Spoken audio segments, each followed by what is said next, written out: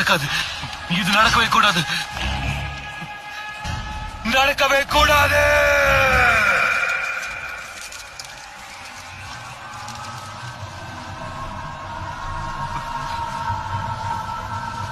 பெரிய ஆபத்து வரப்போகுது.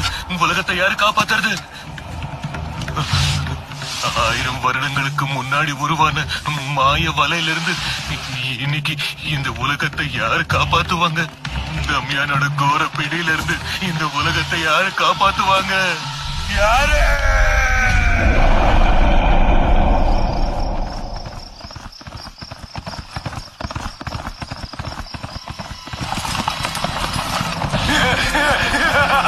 இந்துமதி!